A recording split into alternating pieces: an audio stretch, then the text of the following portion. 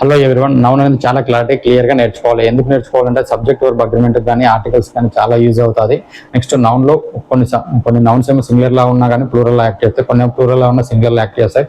వాటి గురించి కూడా క్లారిటీ నేర్చుకుంటే మీరు ఇంగ్లీష్ మీద చాలా పట్టు సంపాదించినట్టు అవుతారు. ఒక నౌన్స్ చూసుకున్నట్లయితే పర్సన్స్ కానీ name of person, place, animals, quality and feelings ఇవన్నీ కూడా నౌన్స్ అవుతాయి. దాన్ని 5 రకాలుగా విభజించవచ్చు: proper, common, collective, material, abstract noun అంటారు. అసలు ప్రాపర్ నౌన్ అంటే మనకి ఒక పర్టికులర్ నేమ్ అనుకోండి, కామన్ నౌన్ అంటే వాళ్ళందరికీ కలిపి ఒక నేమ్, కలెక్టివ్ నౌన్ అంటే వీళ్ళందరూ కలిసి ఒక సమూహంగా ఉండడాన్ని.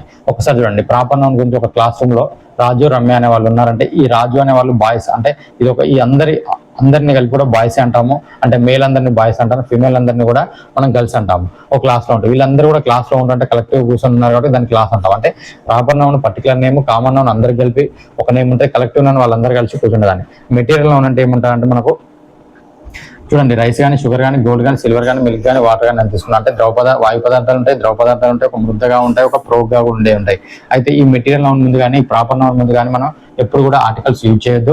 ఒకవేళ వాటితో తయారైన ఆర్నమెంట్ మాత్రం యూజ్ చేయాలి. ఒకసారి చిన్న ఎగ్జాంపుల్ చూడండి, ది గోల్డ్ అన్న అక్కడ ది యూజ్ చేయొచ్చు, ఇక్కడ మాత్రం యూజ్ చేయొచ్చు. ఎందుకు యూజ్ చేయొచ్చు అంటే దీంతో తయారైన ఆర్నమెంట్ మాత్రం యూజ్ చేస్తాం. అబ్స్ట్రాక్ట్ నౌన్ చూసుకుంటే డోంట్ యూజ్ ద ఆర్టికల్స్ అంటాను. అబ్స్ట్రాక్ట్ నౌన్ అంటే we cannot see, we cannot touch, only we can feel మాత్రమే ఉంటుంది. దీంతో వీటినన్నింటినీ కూడా కాంక్రీట్ నౌన్స్ అంటాం. ఇవన్నీ కూడా కనిపిస్తాయి, ఇది కనిపించదు కాబట్టి అబ్స్ట్రాక్ట్ నౌన్ అంటాము.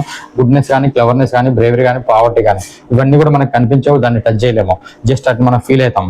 ఇప్పుడు చూడండి, నాలెడ్జ్ అనే పదాన్ని తీసుకుంటే ఇక్కడ కూడా మనం ఏం చేసినాం, డోంట్ యూజ్ ఆర్టికల్స్ అంటున్నాను. ఆర్టికల్స్ యూజ్ చేయొద్దు. ఆర్టికల్స్ యూజ్ చేయొద్దు అంటే మనము ఇప్పుడు చూడండి, ది నాలెడ్జ్ అనేది వాడుతున్నాం. నాలెడ్జ్ తర్వాత ఏం లేదు, ది నాలెడ్జ్ ఈజ్ పవర్ అని చెప్తున్నాను. అప్పుడు ఇక్కడ ది అనేది యూజ్ చేయకూడదు. బట్ ఈ నాలెడ్జ్ మనం వర్ణిస్తున్నాం అనుకో, గుడ్ నాలెడ్జ్ ఈజ్ నీడెడ్, మంచి జ్ఞానం అనేది అవసరం అన్నప్పుడు, ఈ అవసరం ఉన్నప్పుడు ఇక్కడ ఏ మాత్రం యూజ్ చేయొచ్చు. కాబట్టి ఈ సెంటెన్స్ కరెక్ట్ అయింది, ఈ సెంటెన్స్ తప్పు అయింది. అంటే ఈ సెంటెన్స్ కరెక్టా తప్ప అని తెలియడం మనకి ఎట్లా తెలుస్తుంటే, మన సబ్జెక్ట్ ప్లేస్ లో వాడే నౌన్ బట్టే మనం క్లారిటీగా నేర్చుకోవచ్చు. అంటే ఆ సబ్జెక్ట్ ప్లేస్ లో ఉండే నౌను అది ఈ నౌన్లలో ఏ కేటగిరీలో ఉంటుంది, లేదా అది సింగులరా ప్లూరలా, అది మనం సింగులర్ వర్బ్ వాడాలా ప్లూరల్ వర్బ్ వాడాలా అనేది తెలియాలంటే మనం నౌన్ మీద చాలా పట్టు ఉండాలి. థ్యాంక్ యూ అన్నారు. ఈ వీడియో నచ్చితే ఖచ్చితంగా లైక్ చేయండి, అలాగే షేర్ చేయండి.